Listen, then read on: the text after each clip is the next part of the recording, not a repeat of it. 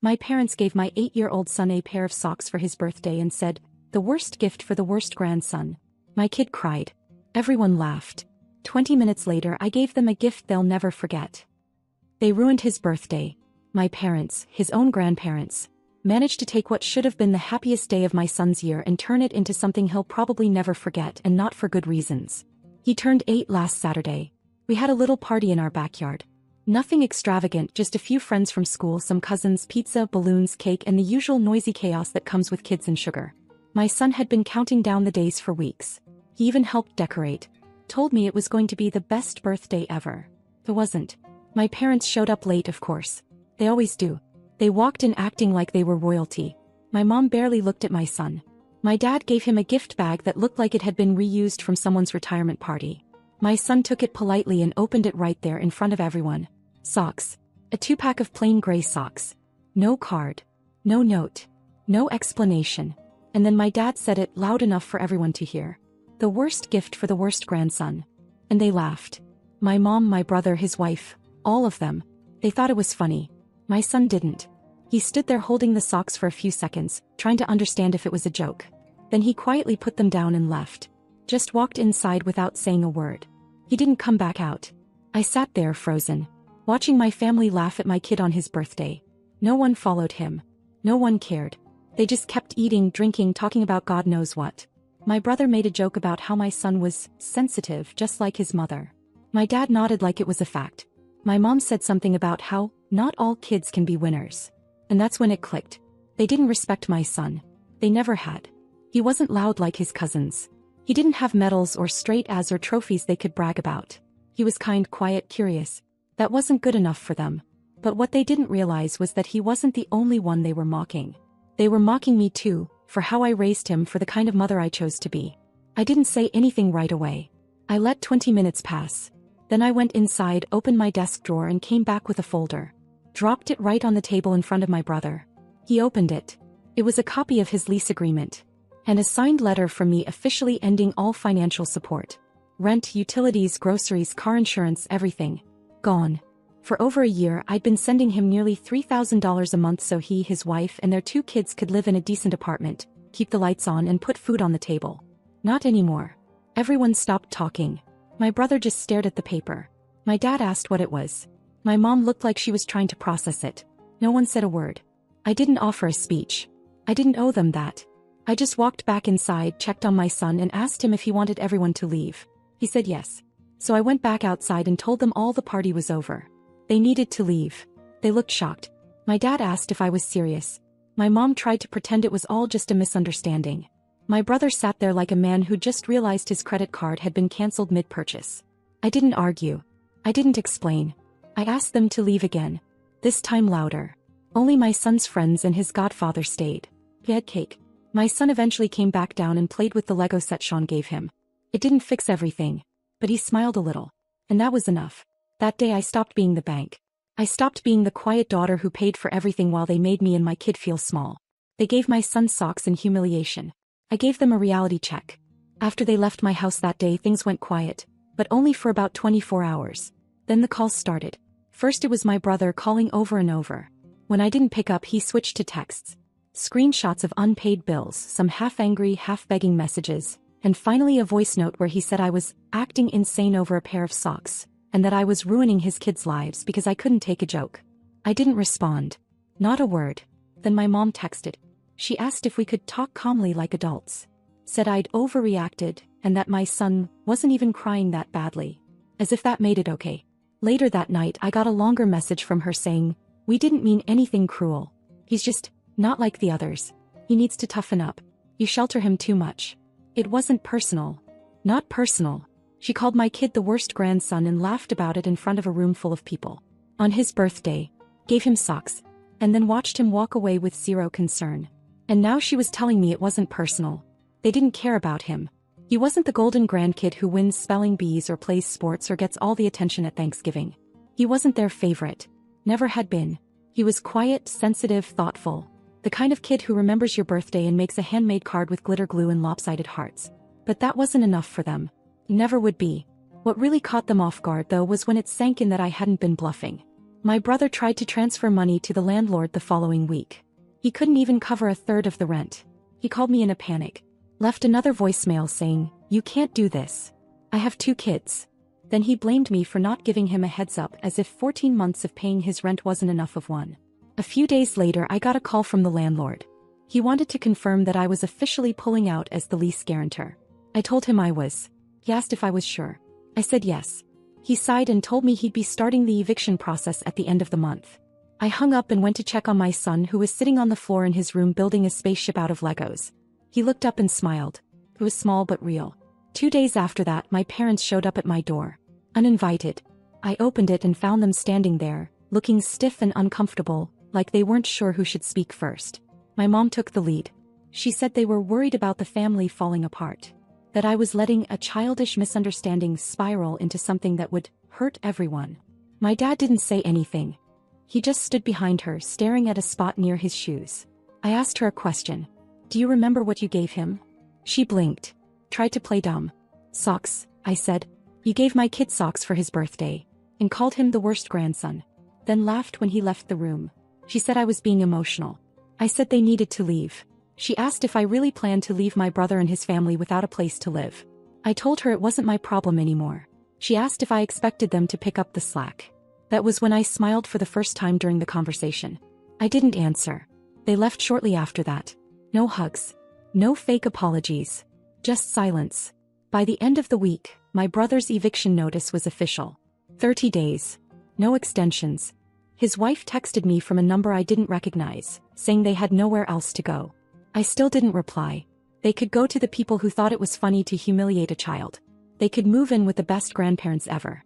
The same ones who clapped when my son opened a pack of socks and tried to pretend that cruelty was comedy. The storm was coming, and they were just starting to feel the wind. They moved into my parents' house 3 days before the eviction date. I didn't get a call or a warning or even a smug, "We figured it out." I found out through a cousin's Instagram story. My brother was in the background carrying a trash bag of clothes, and one of the kids was dragging a tablet charger across the driveway. That was their grand entrance. The caption said, "Family sticks together, red heart." Yeah. They stuck together like gum on the bottom of a shoe. I didn't say a word. Let them have their little reunion parade. I knew exactly how this was going to play out. My parents thought they were being heroes. Martyrs. They told everyone they were stepping up to help in a time of need. My mom even posted a photo of the living room, rearranged with an air mattress and fold-out table, like they were proud of what they'd done. She wrote, "We do what we must. Family first." Nobody mentioned me. The person who'd actually been carrying this family for over a year. At first they acted like it was all under control. My dad told one of my uncles that it was just temporary. That my brother was looking for work and they'd be out in a month.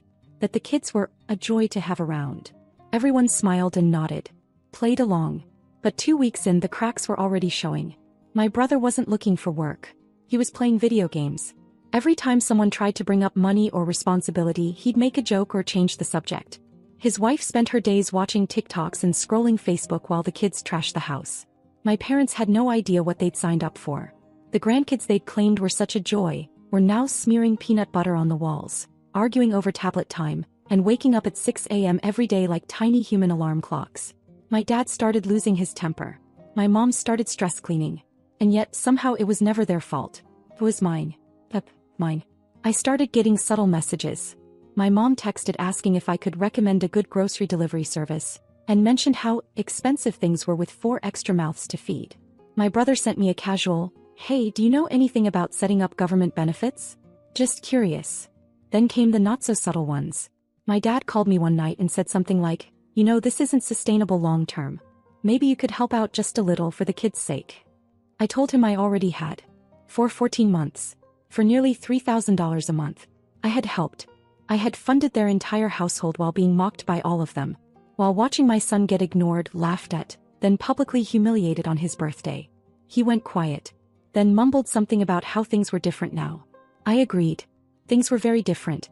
Because now it wasn't my problem anymore. By week 4 my mom had a meltdown. Not to me, of course.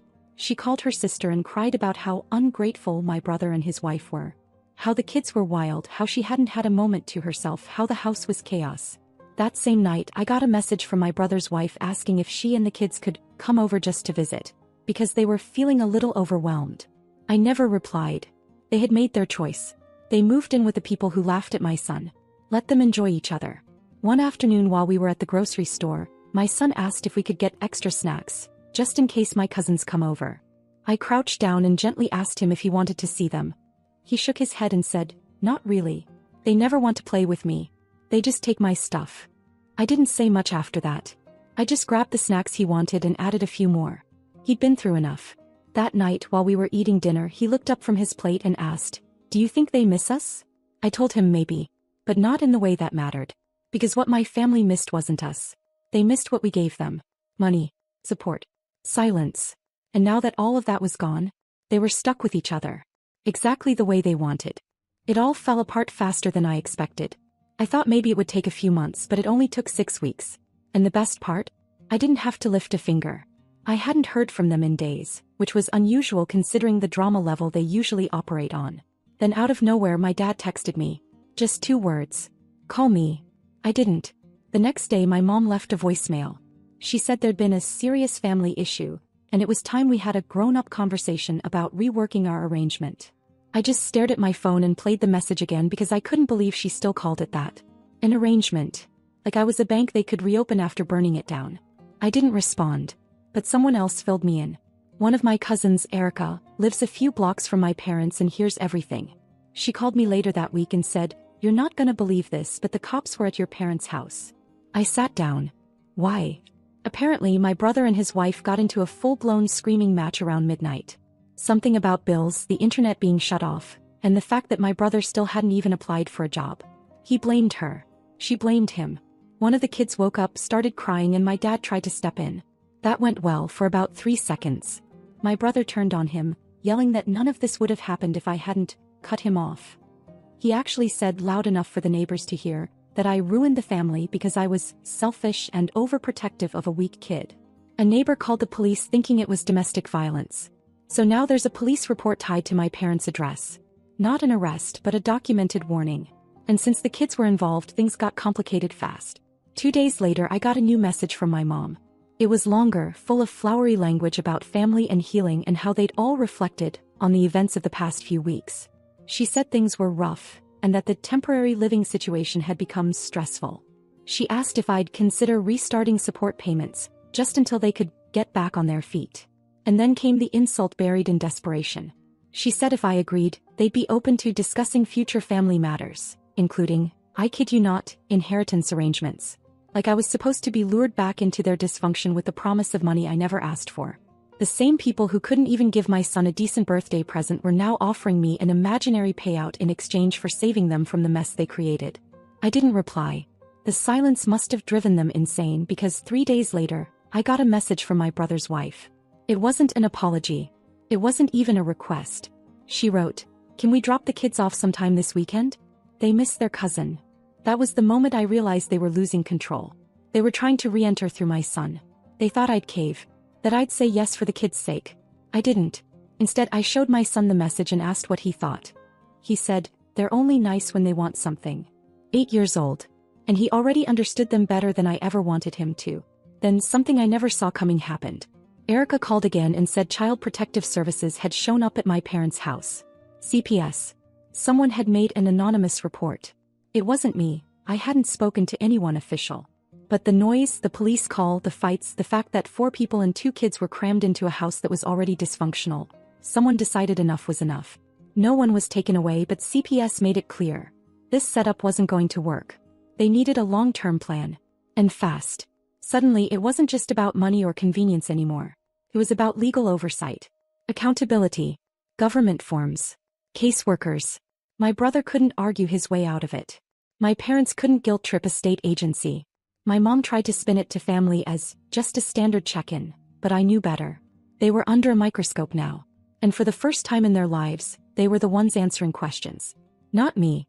Not my son. It started with the banana bread. 10:30 in the morning, I'm still in my robe, cleaning up cereal off the counter, and there's a knock at the door. I peek through the peephole. It's my mom. Holding a Tupperware container like this was just a casual neighborly visit. Like she hadn't mocked my kid in front of a crowd and watched him walk out of his own birthday party in tears. I opened the door just a crack. She smiled like nothing had happened. She held out the container. Said it was banana bread. Your favorite, she added like she expected me to melt into gratitude because she remembered something I liked 20 years ago. I didn't take it. He started with the small talk. Weather, holidays, how fast kids grow. I just stood there. Finally, when it was clear I wasn't going to pretend for her comfort, she got to the point. They needed help. She said they were in a difficult situation. That things at home were hectic. That the kids weren't adjusting well. That my brother was still looking for work, even though we both knew he hadn't submitted a single application. She said CPS was breathing down their necks now, asking questions, scheduling follow-ups. That they were told to show progress or risk escalation. And then she said the phrase that almost made me laugh out loud. We'd like to revisit the possibility of you helping out again. Helping out. That's what they were calling it now. The thousands of dollars I paid. The groceries I sent. The rent. The bills. The things I skipped for myself and my son so they could survive while still judging us from the comfort of their free ride. She went on to say that she and my dad had talked about it, and they were willing to give me partial control over some future assets. The house, possibly a share of investments, the family inheritance. I told her I wasn't interested in buying back their respect. She said it wasn't about that it was about keeping the family together. I asked her which part she wanted me to keep together. The part where they insulted my son or the part where they laughed when he walked away. She said she didn't come here to fight. I said I didn't either. Then I told her she had two choices. Figure it out or keep waiting for a miracle that's never coming. She stood there for a while. I could see it. The cracks in her face, the way she was holding herself like someone who hadn't slept properly in weeks. And maybe for a moment I believed she finally understood what she'd done. But then she did what she always does, she pushed the guilt button. She asked me if I really wanted to punish the kids. Said they were innocent. Said it wasn't their fault. I told her that's exactly why I wasn't helping. Because if I did, if I paid rent again or bought groceries or stepped in, then nothing would change. My brother would keep coasting, my parents would keep enabling, and those kids would grow up thinking that chaos is normal and consequences don't exist. And then I shut the door. She didn't ring it again. But I knew that wasn't the end. That night my dad called. He never calls unless things are serious. He didn't say hello. He said, "We need your help." I didn't say anything. He kept going. He said they were drowning. That they hadn't realized how much I'd been doing until it stopped. That my brother had no plan, no job, no clue how to be a parent. That his wife had given up entirely. That the kids were out of control. That their home felt like a war zone. And then quietly he admitted something I never thought I'd hear from him. He said, "We were wrong." He didn't say it about the money or about taking advantage of me. He meant everything. About how they treated my son. About what they said. About how they dismissed his feelings, his kindness, his quiet little heart. He said they thought they were helping him by pushing him to toughen up. I told him they weren't helping. They were hurting. He said he knew. Then he asked, gently, if I'd be willing to start supporting them again. Just until they got back on their feet. I didn't get angry. I didn't argue. I just said, "I think you should ask your favorite grandson." And I hung up. The next day a card showed up in our mailbox. No return address. Just my son's name on the front in my mother's handwriting. Inside was a note. No money, no stickers, no gift card. Just this. "We're sorry we hurt your feelings. We miss you. Hope you forgive us someday." He read it once, shrugged and slid it into one of his books. Didn't even ask me what it meant. Didn't want to talk about it. Just moved on with his day like someone who had finally let go of something heavy. That weekend I took him to the park. Bought him a new kite. He ran around with it for hours. I watched him laugh and fall and get up again like any normal 8-year-old should. Free. Light. Unbothered. My parents, meanwhile, were stuck in their house with a man-child, 2 wild grandkids, a terrified social worker on speed dial, and a future inheritance no one cared about. They had made their choice. Now they were living in it. It's been 3 months since I closed that door, since I walked away for good. 3 quiet, steady, peaceful months. Strange, how calm life can feel when no one is leeching off you. When your phone isn't buzzing with guilt trips or financial emergencies dressed up as quick favors. When your own home finally feels like yours again. It wasn't instant, but day by day things got easier. The first thing I noticed was how much money I actually had. It sounds ridiculous, but I'd been so deep in survival mode, always covering someone else's disaster, that I never stopped to look. The first month I didn't send that $2,900 to my brother's rent. I bought my son a new bike. Nothing fancy. Just one with flames on the side and those chunky tires he'd always stop to stare at in the store. He rode it every day for 2 weeks straight. Then we started saving. Little things. I opened a separate account, called it the Fun Fund. Every time we'd normally skip something because of money, I put it there instead. It added up faster than I expected. By the end of the second month, I looked at my son over dinner and said, You want to go to Disneyland? He dropped his fork. We went the following weekend. Just the two of us. I booked a cheap hotel nearby, packed snacks and made a spreadsheet to keep it affordable. But we went. And we stayed until the park closed. He got to hug Spider-Man, ate 3 churros and fell asleep on my shoulder during the fireworks. It was the first time in years I cried from happiness. Meanwhile, my parents were sinking. Word got around. They'd pulled my brother out of that disaster apartment, swore they could handle it, and now they were stuck. I didn't hear every detail, but I heard enough. They tried to apply for emergency assistance, but with my brother being unemployed and refusing to work with CPS, everything stalled. Apparently the house was a mess. Screaming matches were a regular thing. My dad started sleeping in the basement. My mom got shingles from stress. One of the neighbors put in a noise complaint. And still they kept pretending like they had it under control. I got a call from my aunt not long ago. She asked if I was sure I didn't want to revisit things, now that everyone had learned their lesson. I told her my son learned his lesson too, that not everyone who shares your blood deserves a place at your table. She didn't call back. And then last week the part one didn't expect happened. My son got another birthday card. It wasn't his birthday. It wasn't anyone's. No return address again. Just a single card in an envelope with his name. Inside there was no message, just a $5 bill and a drawing of a heart. Like. Almost desperate. He showed it to me and asked if he could buy a candy bar with it.